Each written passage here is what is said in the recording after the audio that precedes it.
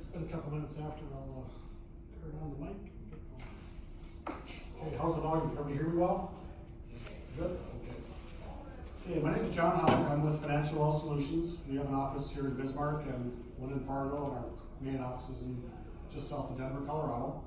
I'm here to talk to you today about some ways that we think we can help people out and keep the farm in the family and the family on the farm.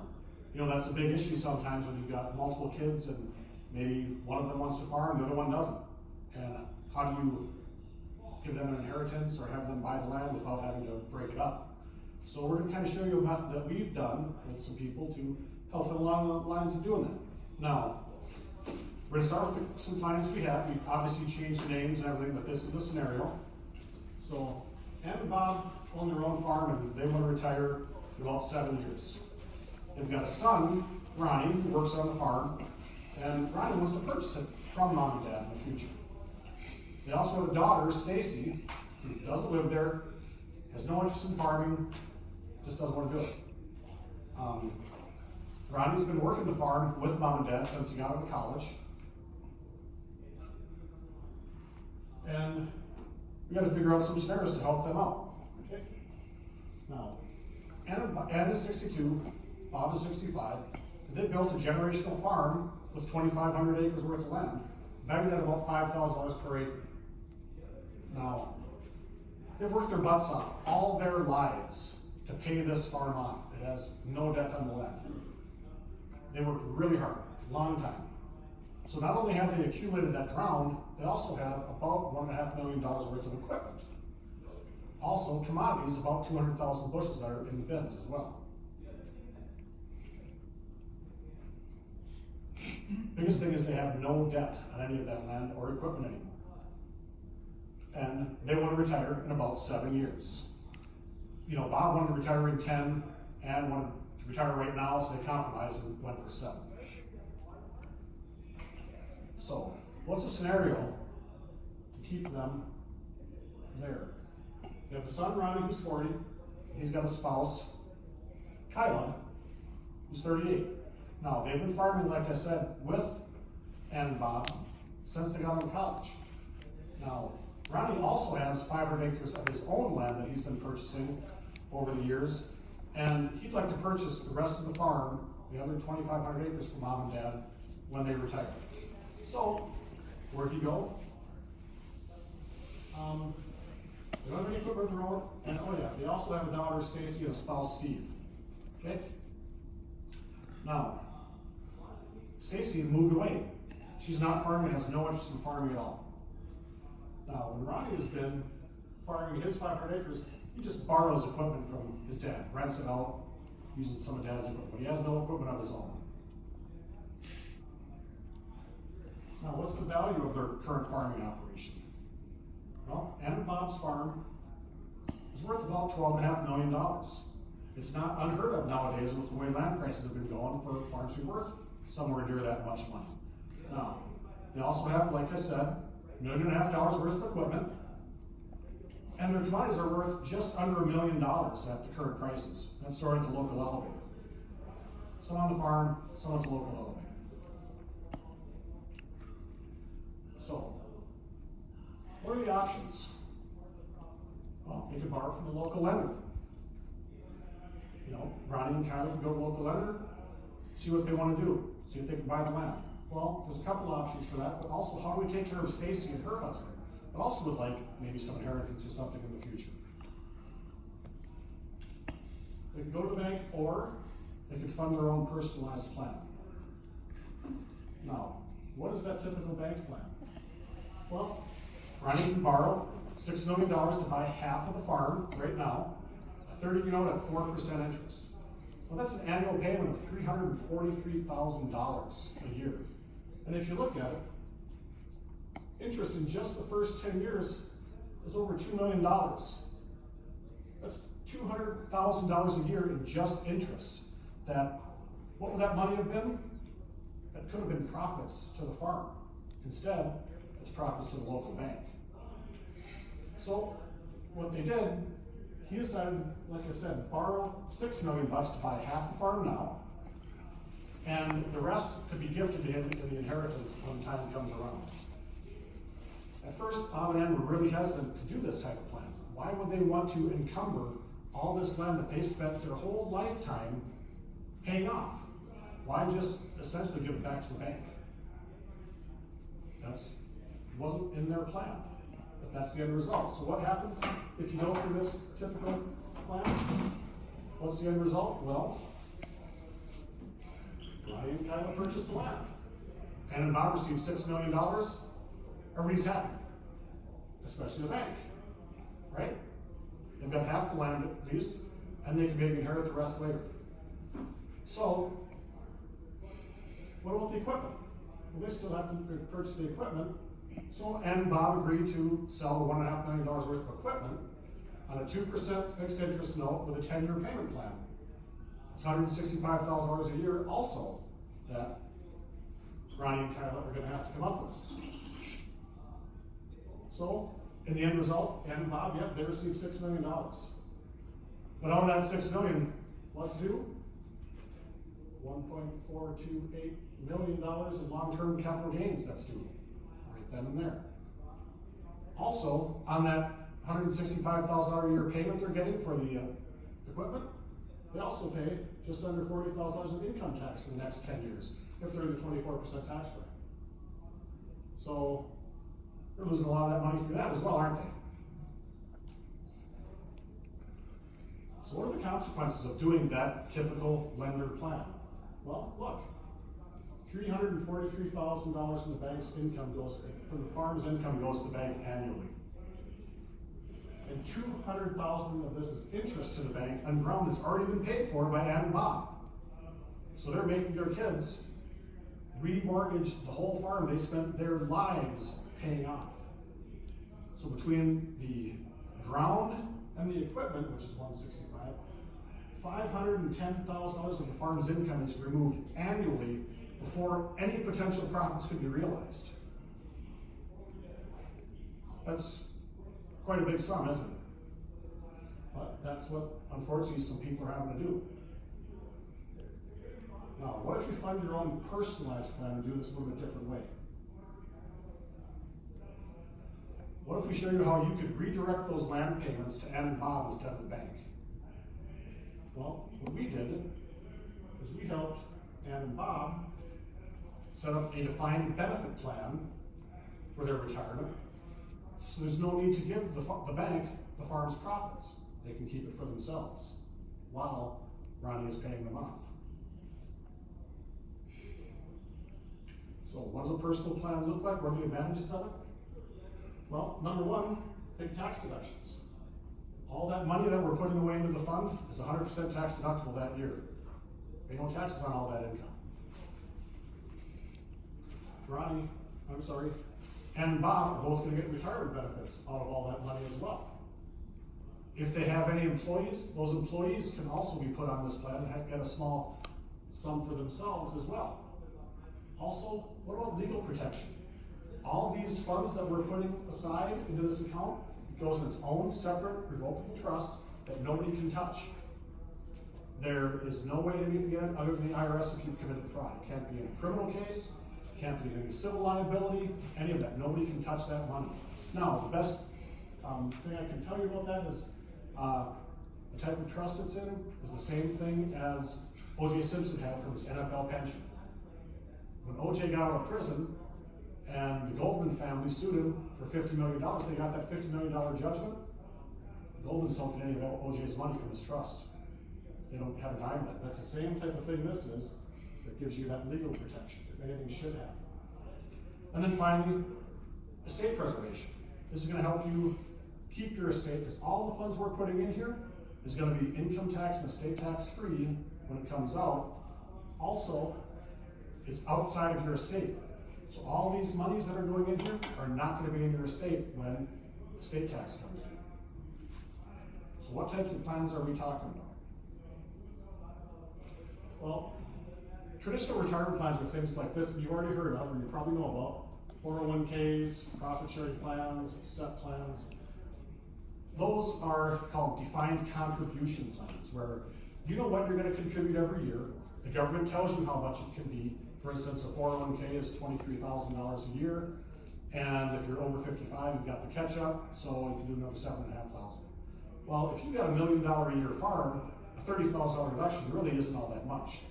So how can we put even more money away for you every year and still write it all off on your taxes?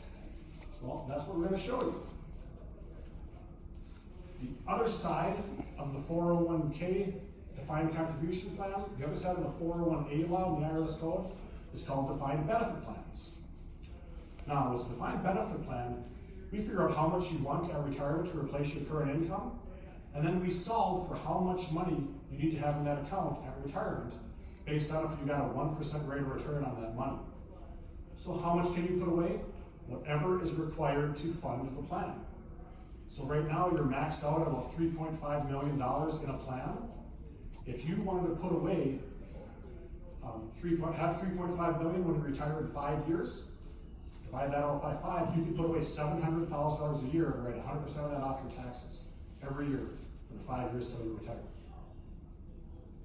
So you're kind of familiar with these plans a little bit, though you may not know it. The traditional defined benefit plan, that's what the postal system has for the postal employees.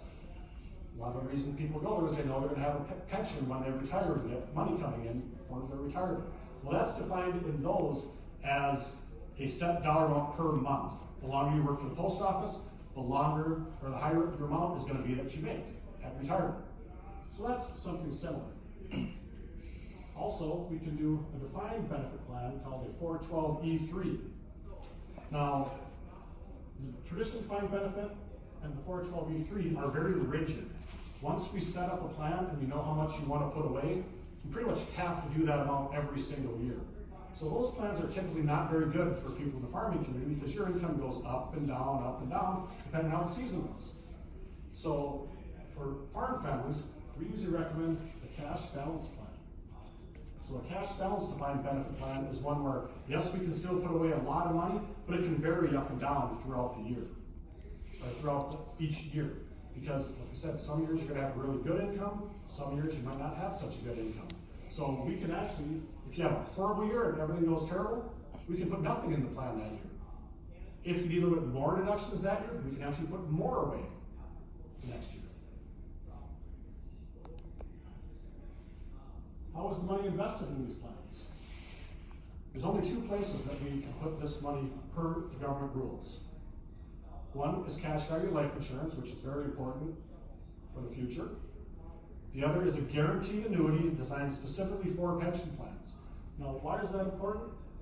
Because in these, your money can never go backwards. If the stock market crashes and you had $1 million in your account, you still have $1 million in your account. It can never go backwards.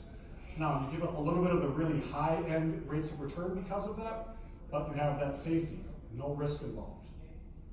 So right now, life insurance, ones we have people in is making about 10% rate of return, and the annuity portions making right at about 6% right now. So not bad. It's not 20 or 30, but you don't get those years that often anyway. So like I said, all the money is guaranteed to have a floor of 0, and it can never go backwards. Also, if you do have any employees that work for you, all that money is also insured by the federal government in the Pension Benefit Guarantee Corporation.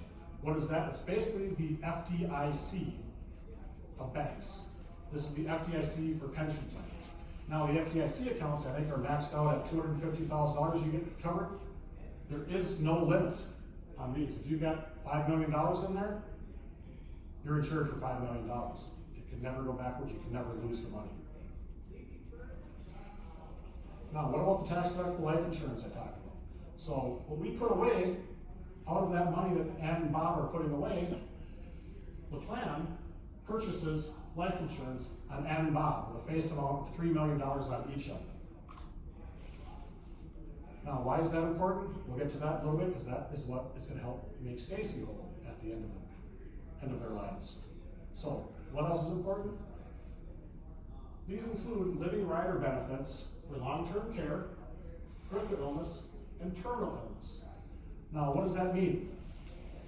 Inside the life insurance is long-term care that goes along with it. Now, it's not your traditional long-term care insurance. We actually spoke with a couple down in Mitchell, South Dakota last summer.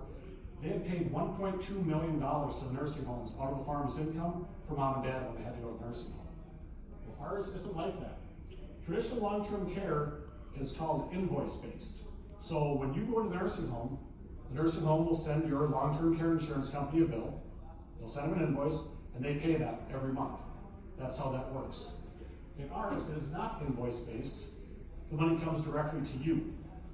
So what that means is, on that $3 million policy, Ann and Bob could each have $1 million they could have of that money to cover long-term care expenses. And the check comes directly to them. They can take one lump sum, or they can spread it out between 3 and 10 years. Now, there's no charge for those. It's all included. The only charge is a 2% fee when it comes out. So if they took out that $1 million, there's a $20,000 fee that comes out of it. So they would have $980,000 for long-term care. Now, what's important about it coming to them and not from the insurance company is the fact that they can stay at home. Let's say that Bob needed care. Well, Bob can stay on the farm. They can use that money, let's say, to buy a hospital bed. Maybe hire a nurse to come in throughout the day, and Ann takes care of him at night. Maybe they hire a live-in person. Maybe they hire a daughter-in-law to come in, and she quits her job and she takes care of Bob all day. But that gives you ultimate flexibility for what you can do with those funds. If Bob chooses, he can go into the nursing home, but he's got the money to pay for it himself. And what's nice is those funds cannot be touched by county social services, any of that. They can't touch it. Critical illness rider. If Bob or Ann have a critical illness, a heart attack, stroke, cancer, kidney disease, liver disease, etc., they can get a cash payout. Maybe they need to take a little time off from work. They can get a cash payout for that to help cover some of those expenses while they're healing. And terminal illness. If the doctors determine you're going to die within 2 years, you can access those funds as well. So, let's say they find out Ann is going to pass away within the next year. They can take that money and take the grandkids and kids and do a 1-month tour of Europe, a big family trip to say, hey, let's spend some time together as a family. Or Ann could say, you know what, I've got this weird cancer. They say I'm going to die. Well, I'm going to take $300,000 of this money. I'm going to fly to Switzerland and try some experimental treatment you can get there, but you can't get in the U.S. You do that to try to save her own life. All those riders are in there. You don't pay anything extra for them unless you actually use them.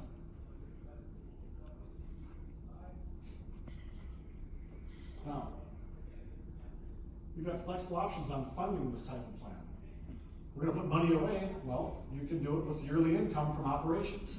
So Bob can still kind of work. Ronnie can keep working the farm and fund the plan with current operations money.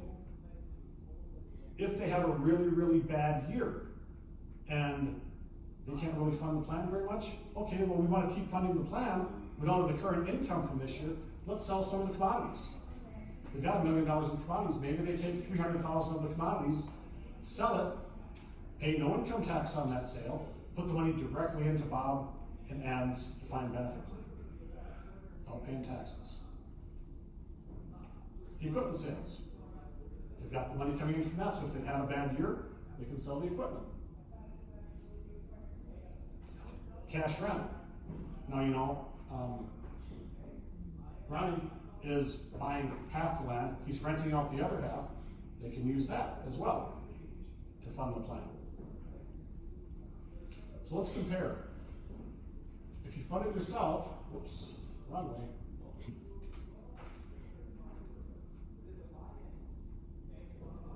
I jumped ahead pretty far. So, if they fund it themselves, there's no debt. We know the farm is going to stay in the family. We get annual tax deductions of all that money. The life insurance is out of the estate, and it's income and estate tax free when they access any of the cash in. If you do it the bank way or the lender way, what happens? Well, Ronnie and Kyla have to pay over $500,000 a year to buy the land. And Bob paid $1.4 million in long-term capital gains on the sale of that farm. And they also pay $40,000 in annual income tax on the equipment sales.